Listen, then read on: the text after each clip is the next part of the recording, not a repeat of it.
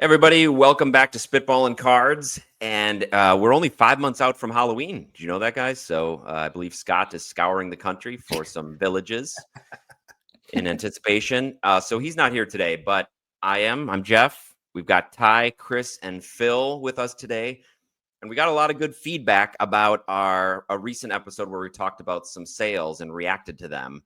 But we also wanted to focus on some lower and mid-end sales. So that's what we're going to do today.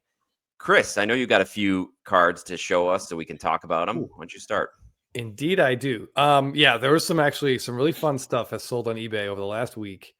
A lot of it is like right in the exact kind of stuff that I get really attracted to. And I think Teapot's going to be with me on this, but Phil, you could probably just hop on your phone for a little bit. You're not going to care about these. All right, so this is the first one that I want to talk about. So this is a 2021 Stadium Club auto of Mark Buehrle, which is the perfect game. Yeah, initially, who cares? But yeah, this is an image. He has just completed his perfect game.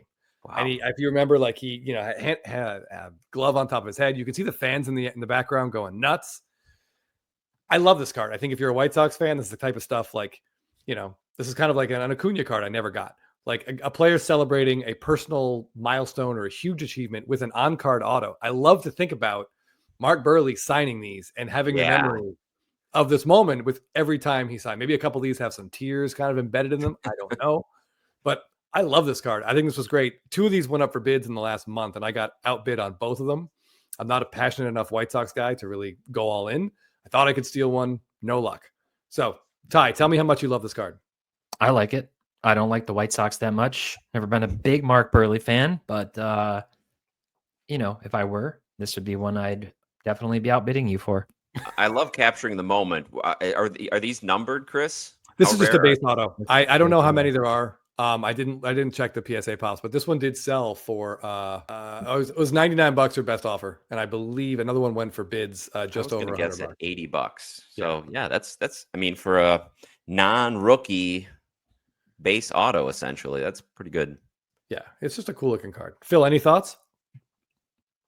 0. Okay. I like it. You said it was how much again?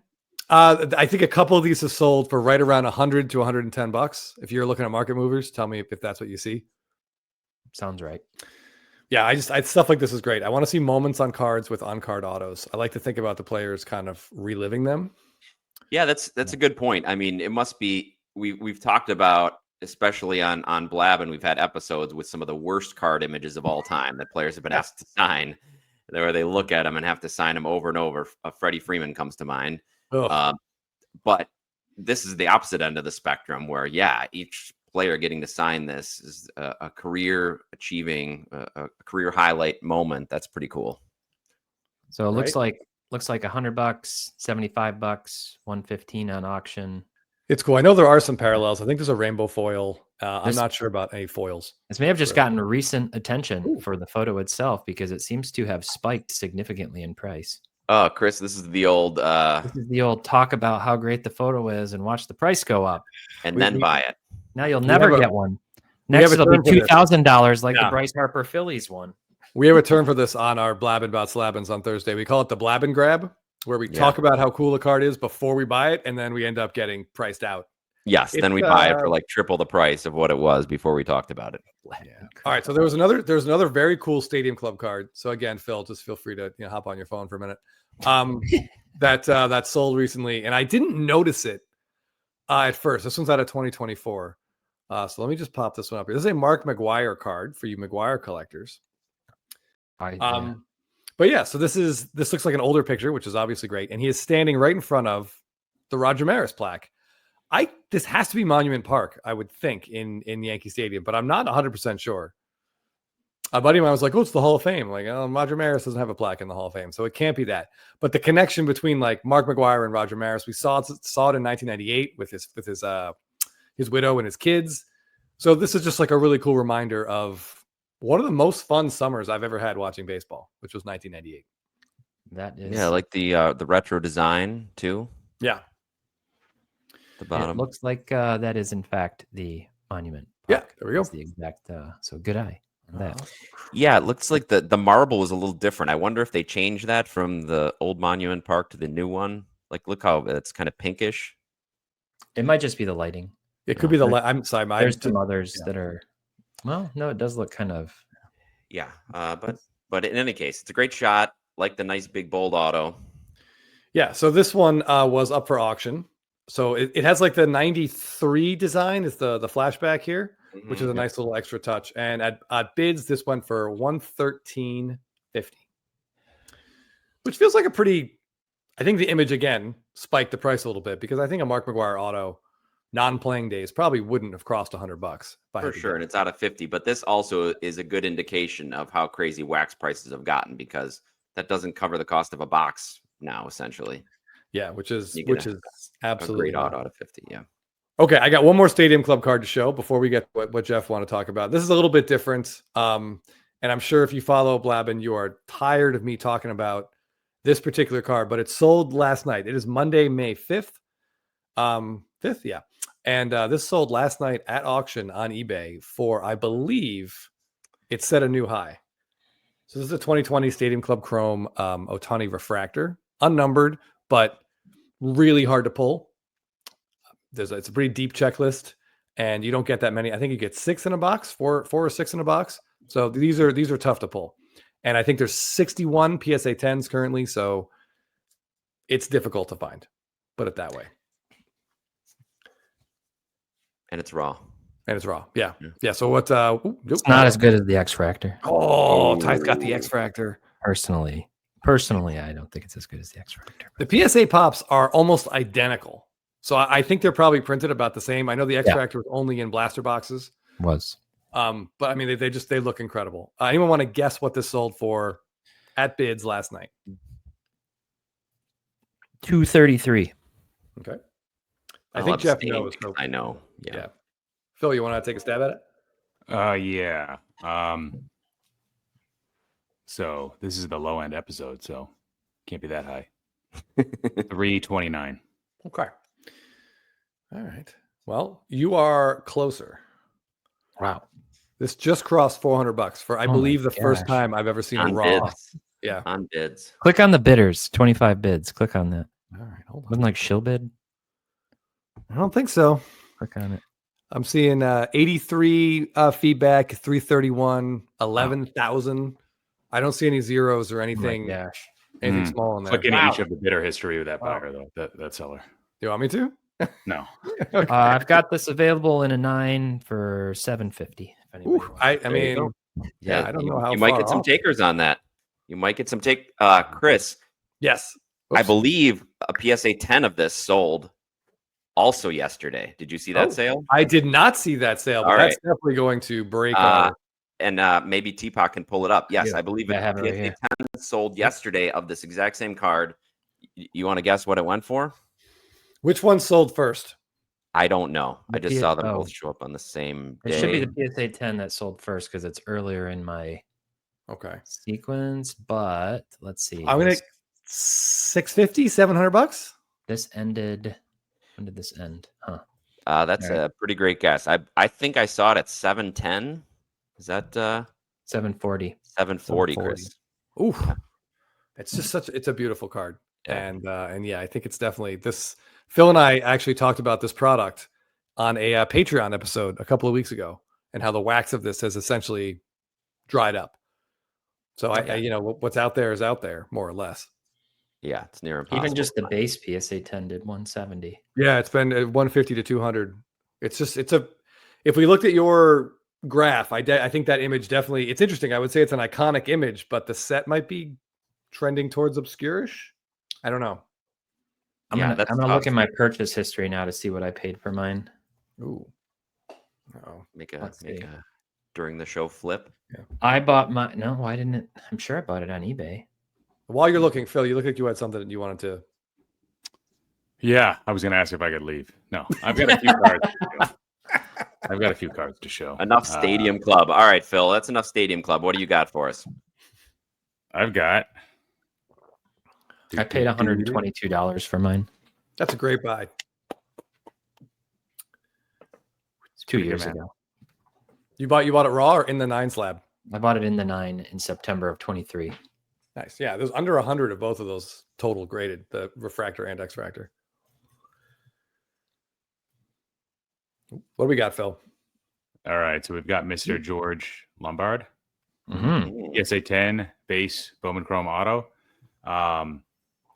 So these were selling for high 100s and low 2s, but they had been in probably mid-March selling for 260. This one sold for 260 over the weekend. So we're recording this on May 5th. So we're talking about like May 3rd, May 4th here. And it was just announced, I think today or yesterday, that he's going to be getting a promotion to AA. At age 19, he turns 20 in June, put up a 20% walk rate and in the limited time so far in high A this year. Showing off a little bit of speed, showing off a little bit of batting average. So batting average wasn't great last year. The walk rate and K rate have been good throughout his minor league career. You can see here. So 260, and then really like between all the hype he got during camp and now, that's where the prices fell. And now he's back to kind of where he was before in like March-ish. So, yeah, maybe this guy will be good. Or maybe he'll just be like another overhyped Yankee that sells for a lot. Hey, he's still young. Phil, I think I saw he was the third youngest in AA. No, is he? I wonder if our viewers know if he's still getting reps at third base or if he's shortstop only right now. I'm guessing still shortstop, but another sale, Wyatt Langford. So we did a draft of the 2023 and 2024 rookies, and the sale here. So this is a base Topps Chrome Auto PSA 9. It went for, I think, offer accepted was $114 on this one. And when we did our draft, we did not pick Wyatt Langford. I was talking about this on Patreon, how I think that was an oversight on us because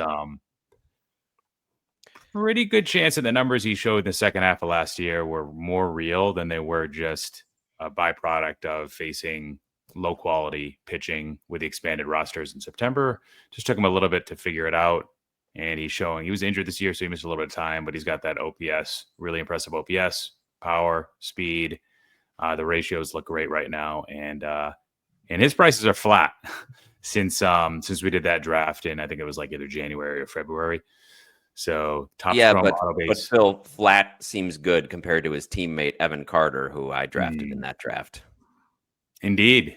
I think this just goes to show, like, try not to do too much buying in February and March, unless you think you have a really good thesis for why that player is undervalued. Because I think we saw, I forget if this was Market Movers or Card Ladder. I think it was Market Movers.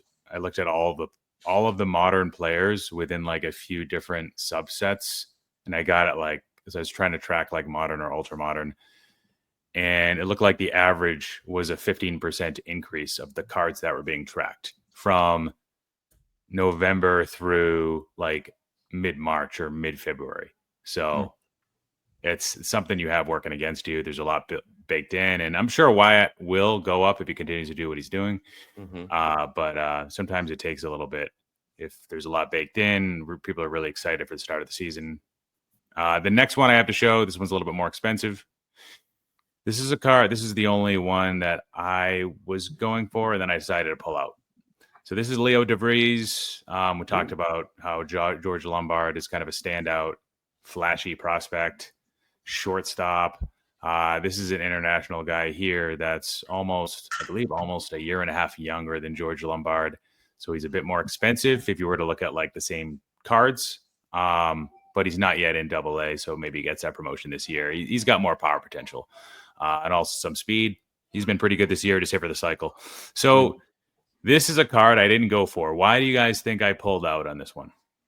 Because it was clearly graded before PSA decided to like hammer their centering percentages, or maybe it was graded by someone who just had their hand over the top of the card. But I mean, that is an absurd PSA test. Left and right too is not on. I would have a hard left time. and right. I got a hard time looking at that card if it's in my collection. Yeah, man. Yeah, I had to go back and look at other cards of this design And just to confirm, like top to bottom, this isn't right. There's no way this is right.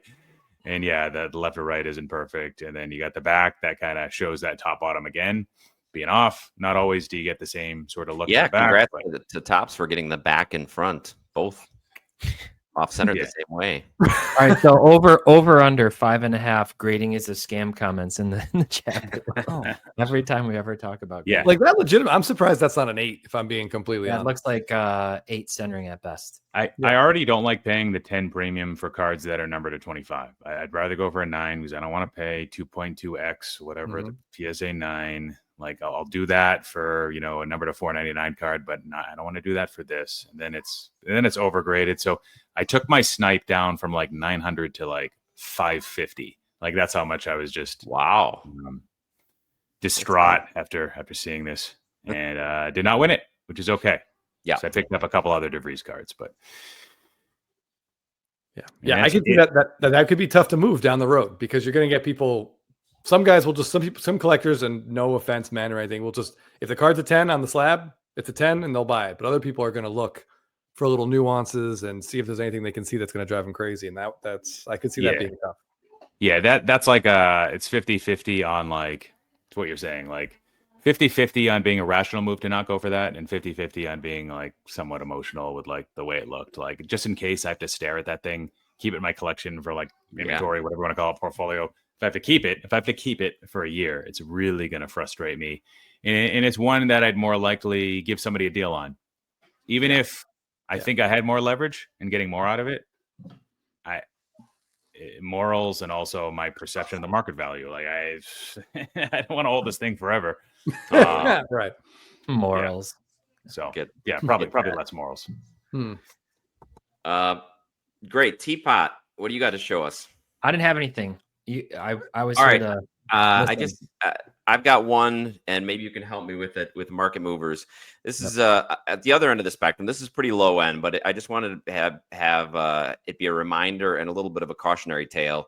2025 Heritage just came out, and there have been some pretty cool cards coming out of it. And Jackson Churio has some cards in there. It's officially his second year product, but that means he gets the trophy on. And one of the cards I was most excited to see was his image variation.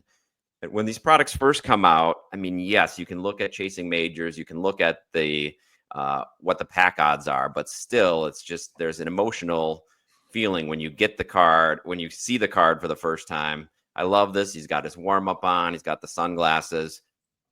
So immediately when they came out, they're being priced at $40, $50, $60. Some had best offers. I couldn't decide if I should buy one right away or not. I mean, I knew I shouldn't rationally, but I really wanted to get one. I ended up buying one at they're going for upper 30s. I got one for $30 exactly, which you can see it's come way down since then over a number of sales. Yeah, so I think even percentage makes it look worse than this chart does, because the percentage wise, it's got a pretty big haircut, and there's a lot of them still out there. I just wanted to remind you guys that especially if when a new product comes out, if it's not an out of 5 or an ultra rare SSP, the price is going to go down. There's just too much out there. And too many people looking to sell. So, I mean, I could get it now. There's ones out there at $18.99, $19.99. So it's not a big deal that I paid $30. It's $10 or $11. But on a percentage basis, that's a pretty big percentage to pay down. So yeah, I just wanted to have that as a reminder. I'm glad I got the card, but I could have waited 2 more weeks and still been just as happy to get it. Yep, that's a great image. I love the Brewers logo, like dead center on it. Yeah, it looks cool. Right on the chest. And I still when I first saw them, and there were only a couple on eBay, then I still somehow convinced myself that this might be really rare and I should just jump on it and get it. But in the scheme of things, virtually nothing is that rare. Hey, don't ever forget when 2022 Top Series 1 debuted, someone paid $45 for a base Wander Franco on day one. So you're doing okay. Yeah, I don't feel that bad. I don't feel that bad about it. Bill, what do you think about that card? It's fine. And the microphone off. But you know what I'm waiting for, Teapot and Phil, is Dynasty. We keep hearing about Dynasty going to come out. Did they say anything at the industry conference about that? Because I'm waiting to see those Cheerios. They probably did. not going to get one for $30. They didn't say when it was coming out, though, that I heard. They just said it is coming out. So, Okay. I don't know when. Yeah. For those of you that are holding Dynasty cards, I feel like there's always like a short kind of jolt, like a very short-term jolt that all Dynasty cards get when Dynasty comes out. Maybe because it's just so unexpected. You know, it's not on a schedule. It comes out later than expected. It comes out later every year. And I think I'm only holding one Dynasty card right now, so I'm not trying to pump the cards because I own them. But it just seems like over the last 2 or 3 years, that's been the case. I could see that. I mean, maybe it's just a reminder of how they are pretty cool. You forget about them for a while, and then once they're released, you get to see them again. All right. Well, thank you, everybody, for tuning in. Let us know what you think about these. Whoa. What? Hold on. Oh, we're not done. Oh, all right. I got to talk about something else. Hold on. Sorry, Okay. guys. I know we all want to go home. Someone's Uh-oh. left. Ty left the building. He's had enough. That's it. All right. I was going to be the first. Oops. What did I do? I just Okay. said something. I'm throwing this guy up here. I feel like we need to just for a moment talk about Pete Crow-Armstrong because this dude has been absolutely nuclear for the last like 3 weeks. I'm sure Alan Forrest, if he's watching, is probably having a great couple of weeks here. So this is his Topps Chrome rookie auto, and it's a blue color match. Yeah, it's with a fantastic bold auto. I mean, nice card. Yeah, this is like 7 Jackson Merrill autos all on one card. This looks great. So this ended for bids, I believe, on Sunday. What do you guys think? Well, if it had the same grader as that card Phil showed, it'd be a 10. It's hard to tell with the team name up on top. Oh man, but left to right is way off. Left to right is definitely off. Yes. I don't think it's possible for someone to pay more than $385 for this. Okay. All right. Ty, what do you think?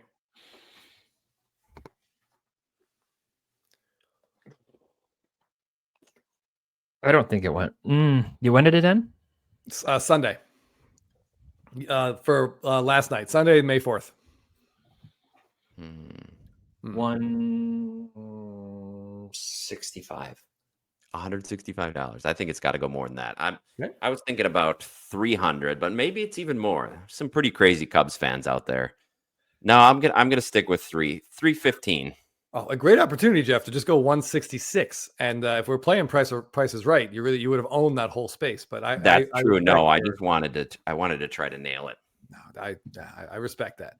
So the correct answer is $148. Oh my gosh, Teapot.